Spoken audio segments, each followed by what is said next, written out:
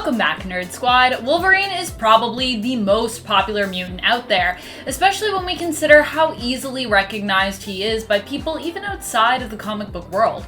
From a pop culture standpoint, he is the most recognized and celebrated X-Men across the board. People love him because he's a character with a troubled past, a loner, and an outcast, who has struggled and undergone tremendous misfortune throughout his life, but he never stops fighting for what he believes in. He's an underdog, and everyone loves rooting for an underdog, which is also probably why we've seen him get some of the best writing and some of the best fights when it comes to the comics and the big screen, and even the smaller screen. Today we'll be taking a look at some of the most epic fights as we count down the top 10 strongest mutants who lost to Wolverine, Part 2. Yep, this is a Part 2, so if you haven't checked out Kelly's Part 1 to this list, be sure to do that also. It's pretty awesome. And be sure to stick around till the end of this list where I will have some bonus content coming your way. Alright, let's get counting. Number 10, Silver Samurai. The Silver Samurai and Wolverine have an epic fight with one another in Uncanny X-Men issue 173. Kenichio Harada and Logan have a ton of history, and despite fighting one another a bunch, the two also share a mutual respect for one another. Their fight lasts 3 honestly beautiful pages. Despite Silver Samurai's ability to charge his sword using tachyon energy, making it strong enough to cut through almost anything, his sword remains no match for Wolverine's adamantium claws. Logan ends up victorious after he breaks Harada's arm, forcing the Silver Samurai to be at his mercy. In fact, he would have been killed if not for the interference of Mariko, the Silver Samurai's half-sister, and later, Viper. Number 9, the Mongrels. While we may have talked about Wolverine's famous son, Daken, on the first part of this list, we have yet to highlight how brutally Wolverine beat 5 of his other kids, who were actually originally rounded up by Daken himself. Initially. The Mongrels consist of Sophist, Shadowstalker, Cannonfoot, Fire Knives, and are led by Gunhawk. Wow, those are some names.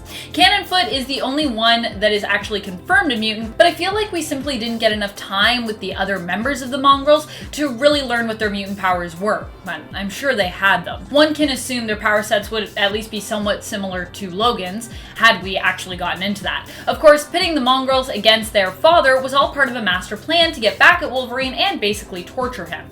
In fact, they were expected to die. A plan that was executed and orchestrated by Daken and likely the right hand.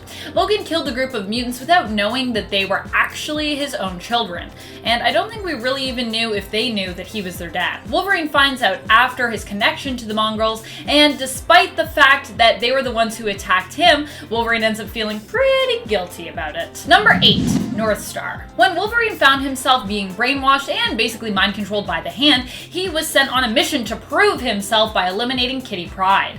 While attempting to pounce on her, claws drawn, Kitty phased, causing Logan to go through her, and his claws thereby to go through the mutant behind her, North Star. Ouch, poor Jean-Paul. He got beaten just being a bystander. He wasn't even a target in this one. You know it's impressive when Logan can take out a pretty powerful mutant just by accidentally taking them out. Number 7, John Howlett Jr. John is Wolverine's brother in an alternate universe and comes from the series Wolverine: The End, which takes place on Earth 4011.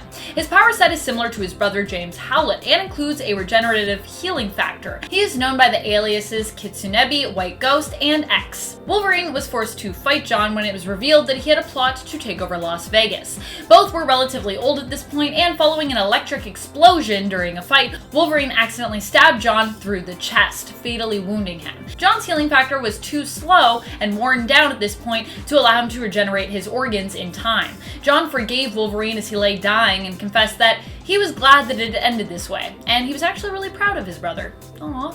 Sad. I love when people are in the middle of a fight and then they reconcile everything as they're dying. This all could have been resolved if you had a conversation about how much you loved each other. Number 6, the Vaporizer. In the Ultimate Universe, Wolverine was sent to take out a nameless teenage mutant who has the power to vaporize any living tissue in his vicinity in issue number 41 of Ultimate X-Men. This mutant's powers were so powerful and uncontrollable that the boy found himself vaporizing a whole town of people without even completely realizing that he was doing it. He killed over 250 people by accident. Wolverine finds him hiding in a cave and has a talk with him about the risk that he poses to both humans and mutants alike. This mutant doesn't just lose to Wolverine, he surrenders. Despite how powerful the young boy was, this non-battle proved that sometimes all one needs to defeat an enemy is a six-pack of beer and a brutally honest conversation. Number 5, Mystique. While Mystique might not be strong in the traditional sense, she is a very powerful mutant. Her shape-shifting abilities allow her to pull off all kinds of tricks, both in and out of combat, and she is insanely wily as a result. Wolverine was sent to track Mystique down and take her out by Cyclops. In issue 65 of Wolverine Volume 3, we see these two have a final showdown in the desert. Mystique actually manages to put up a pretty good fight in this comic, using guns and grenades to hold Wolverine at bay, but eventually she succumbs to too many stab wounds during their fight.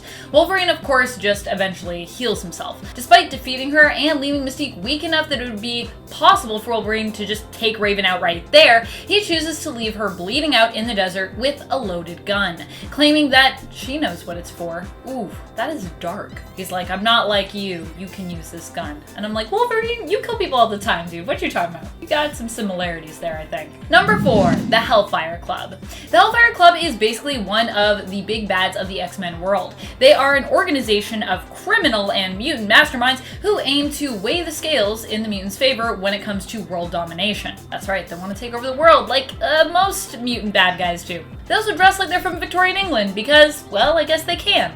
But despite their appearances, they still have some fairly strong members and a bunch of minions loyal to them. So don't think that just because they look ridiculous in their Victorian England dress that they are ridiculous, because they're not. But despite having an army of loyal members, this wasn't enough to stop Wolverine. In Uncanny X-Men issue 133, Wolverine takes down their entire brigade, all on his own, in an attempt to save the rest of the X-Men, who found themselves captured by them. Embarrassingly for Cyclops, while Wolverine takes on pretty much the entire Hellfire Club's army of minions, Scott struggles to take on Mastermind by himself in a fight on the astral plane.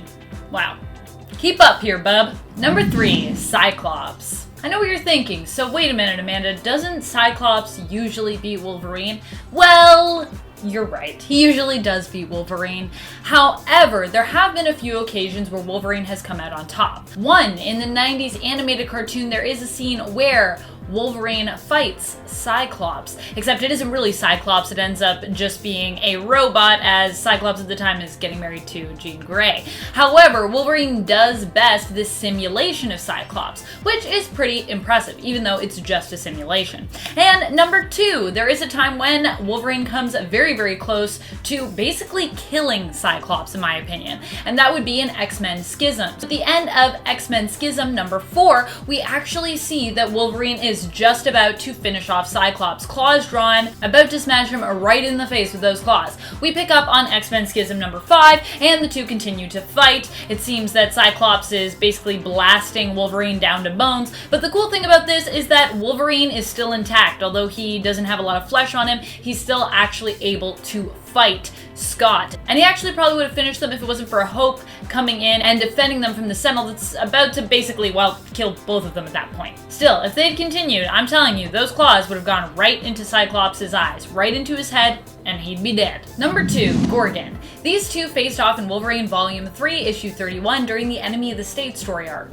Gorgon is known for being a fearsome villain who can, as his codename implies, turn enemies to stone with one simple glance. In fact, Gorgon has actually successfully killed Wolverine before. That's just how even of a match he and Wolverine are. He then had Wolverine resurrected and brainwashed him so that he might use him as his own assassin, turning him against his friends and colleagues in the hero community.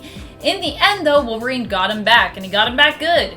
During their fight in issue 31, Wolverine seems to take a page out of Perseus's book. He defeats Gorgon using his own claws to reflect his own gaze back unto himself, turning Gorgon into stone before shattering him into a million pieces. Number 1, X-24. We gotta occasionally go cinematic when talking about Wolverine, and though we've already talked about Wolverine versus Wolverine on the part 1 of this list, that was an alternate version of Wolverine himself in the comics, and this is a cloned, younger, more durable version of him from the same universe in the film Logan. Jeez, I love this film. If you have time to rewatch this film, go do it. It's so good. Wolverine takes on X-24 more than once in the film, and although he has help in defeating him, regardless, it's still a fight worth mentioning, as X-24 was stated by Hugh Jackman to be like Wolverine, but in a permanent berserker rage, which is terrifying. That's like an unstoppable version of Wolverine, but he stopped it. It's also impressive to see an old and rundown Logan even manage to take on X-24,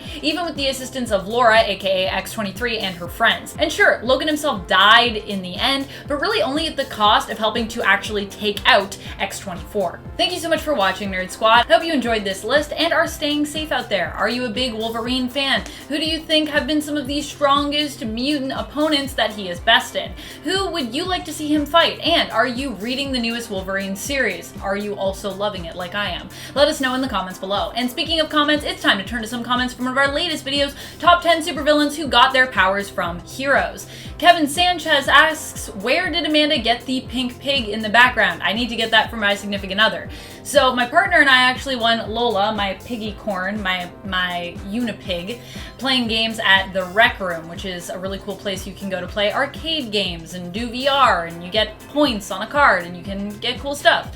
So that's how I got this little squish. But I also think that she is made by a place called Squishmallows, so you can maybe look them up. Jacob McKenzie says, it's over, Anakin. I have the high ground. You underestimate me. And that's all the time we have for comments today. Be sure to comment below for a chance to have your thoughts featured in a future list. This has been Top 10 Nerd, and I'm your host, Amanda McKnight, reminding you, as always, to stay nerdy, YouTube.